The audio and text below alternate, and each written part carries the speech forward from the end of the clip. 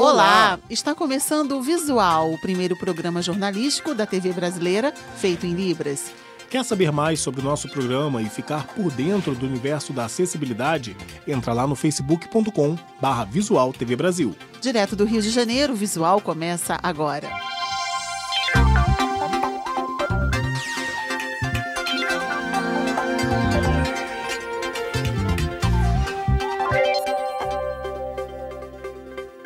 As mulheres estão com fama de boas pagadoras. Elas têm honrado mais as dívidas do que os homens, segundo o levantamento da Câmara de Dirigentes Lojistas de Belo Horizonte. A pergunta é tão antiga que nem gera discussão. Quem gasta mais, o homem ou a mulher? A mulher, com certeza. A mulher, é óbvio. As mulheres consomem mais. Em todas as nossas pesquisas foi detectado o seguinte, que elas consomem muito por impulso, mas elas consomem bens de menor valor. Enquanto a dívida média dos homens é de quase R$ 1.600, a das mulheres não chega a R$ 1.300. E se a coisa aperta... Sempre tem um maridinho para dar uma força, né? Quer ver a mulher bonita, então dá uma força. Mas não tem jeito. Se não cuidar, o nome vai parar no cadastro de devedores. Aí, qual o destino do FGTS? Pagar as dívidas, né? Claro. Tem muita dívida? Muita dívida.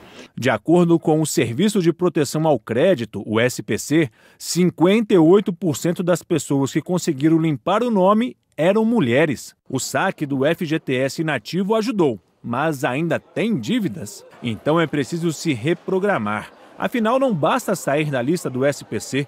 O importante é não voltar para lá. Não é deixar de consumir, é consumir de forma consciente. Você vai comprar um bem de maior valor agregado, você vai usar o crédito, vai comprar em parcelado, diminui o número de prestações, dê uma entrada maior. Educação financeira é você ser uma pessoa planejada, ter conhecimento realmente do seu orçamento. Portadores de insuficiência renal crônica que adotam uma dieta com menos proteínas podem ficar mais tempo sem a hemodiálise. O estudo foi feito por um nutricionista num hospital do Rio de Janeiro. Ele acompanhou mais de 300 pessoas durante 3 anos. O seu Severino é pedreiro e nunca achou que pudesse ter problemas renais. Tudo começou há 8 anos, quando ele passou a sentir ardência para urinar. Aí ele descobriu também o diabetes e um câncer na próstata. Depois que eu passei pelo médico foi que descobriu tudo que eu tinha, né? Que eu estava sentindo. Mas antes eu não sentia nada. No tratamento, ele precisou fazer uma dieta especial e mudar alguns hábitos para preservar a função dos rins. O consumo de proteínas agora é feito na medida certa. Diminuir a quantidade de proteína do cardápio de pacientes renais crônicos é a aposta do nutricionista Felipe Riseto, que trabalha no Hospital Federal da Lagoa, na zona sul do Rio. Durante 3 anos, ele acompanhou 321 pessoas com problemas renais e concluiu que a quantidade adequada de proteínas pode ajudar a retardar a progressão da doença e afastar a possibilidade de hemodiálise. Na pesquisa, o nutricionista Felipe Riseto constatou que no Brasil é comum que um adulto consuma diariamente 1,4 gramas de proteína por quilo corporal. Isso é quase o dobro do recomendado. Para se ter uma ideia, um bife grande de carne vermelha de 150 gramas tem em média de 25 a 30 gramas de proteína. Só essa quantidade já é a metade do que esse adulto de 80 quilos precisa por dia. O doente renal crônico que não está fazendo nenhum tratamento dialítico, ele tem que ter o controle no consumo de proteína, porque a gente não acumula proteína. Se a gente come mais do que o corpo precisa botar isso para fora de alguma maneira. E quem faz isso é o rim. Se o rim ele não está funcionando 100%, ele vai ficar sobrecarregado com excesso de proteína. O excesso de proteína é prejudicial, mas ela não pode ser cortada da dieta. Você tem que ter uma quantidade mínima de proteína para o corpo poder funcionar. Você tem costume de sempre conferir o celular? Sabe quantas horas passa conectado por dia?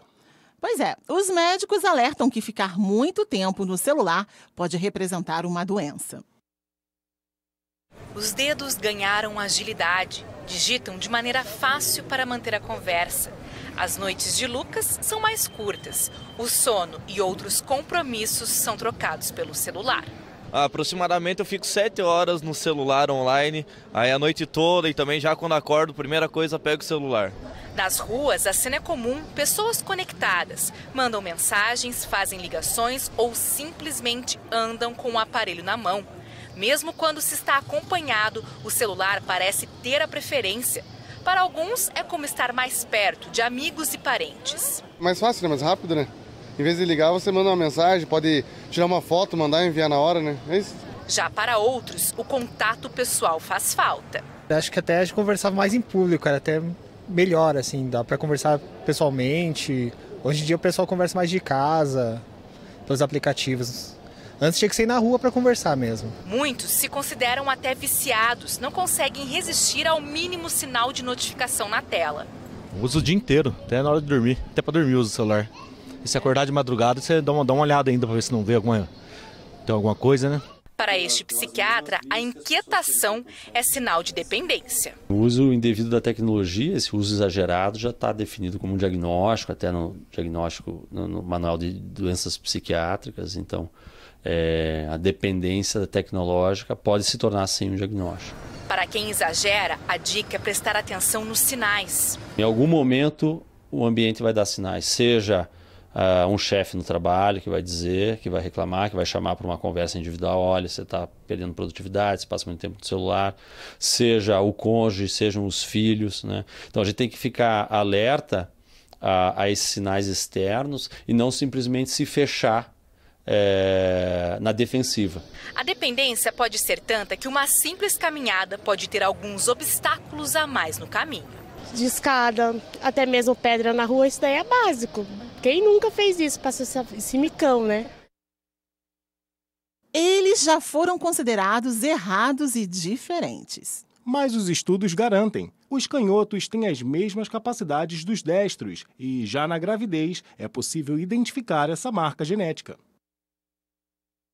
Marcos toca violão desde os 14 anos. Canhoto, no começo, inverteu as cordas para compor os acordes, mas depois descobriu que o instrumento deve ser adaptado, e não ele, para desenvolver sua habilidade. Muitas pessoas colocam que eu prefiro tocar no violão de destro mesmo, e me adequo, né? Para as pessoas é importante estar bem aceito naquela situação ali, né, de mais pessoas, ou se sentir confortável em tocar o seu próprio instrumento, né?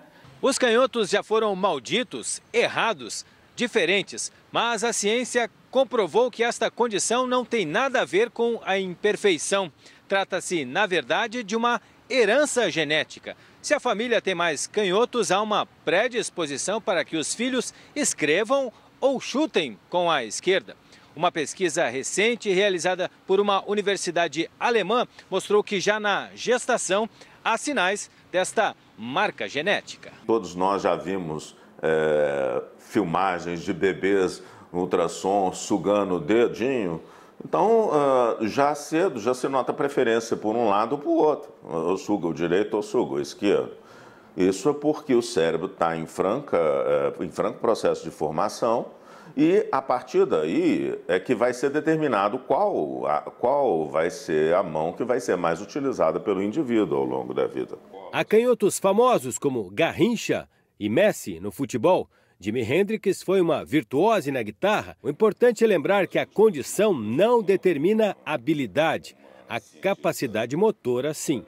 A gente deve respeitar isso, deve observar, isso é tarefa tanto dos pais quanto dos educadores, observar qual é a mão que é mais utilizada para a escrita para que o indivíduo possa desenvolver todo o seu potencial. Guilherme é oposto na seleção de vôlei do Olímpico. Como ele ataca pela direita, na saída de rede, tem mais ângulo para bater e antecipar o bloqueio. Para ele, ser canhoto é sim uma vantagem. Muitas vezes já abusei da angulação aqui para diagonal curta e diagonal média para o bloqueio não pegar.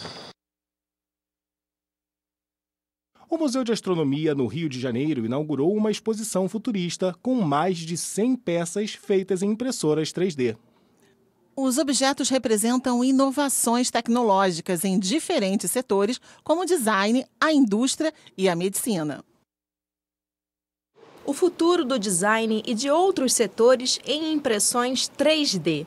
com mais de 100 peças que revelam como a nova tecnologia inspira mudanças em diversas áreas, a exposição 3D Imprimindo o Futuro está aberta ao público no Museu de Astronomia e Ciências Afins do Rio de Janeiro. Ela nos dá ao mesmo tempo a oportunidade de mostrar para o público o que as nossas instituições estão fazendo nessa área, e eu acho que assim vai servir ao público também para aprender bastante do que é essa impressão 3D. A mostra é uma parceria com o Science Museum de Londres e já foi apresentada com sucesso na capital inglesa e em Manchester, também na Inglaterra.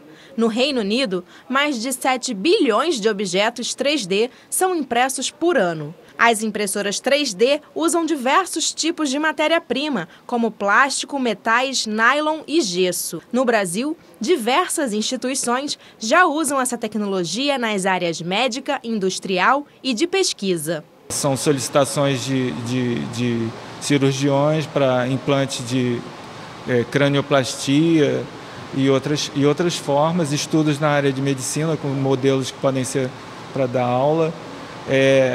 Como na área de museus, você descobrir um fóssil e mandar imprimir ele para estudos. A exposição apresenta alguns exemplos do uso das impressoras 3D na área de ensino. Em São Paulo, foi criado um modelo com partes internas do corpo para mostrar o desenvolvimento de um câncer. A exposição tem entrada gratuita e fica em cartaz até 31 de janeiro do ano que vem. Quem veio conferir gostou de conhecer mais sobre essa tecnologia. Eu gosto particularmente da parte de fazer órgãos e coisas assim para transplante, eu acho mais interessante. E eu gostei da exposição. E o visual fica por aqui. E você já sabe, para falar com a gente é só mandar uma mensagem pelo WhatsApp. O nosso número é 021 974 522 300. Tchau, muito obrigada pela companhia. Tchau, tchau para você.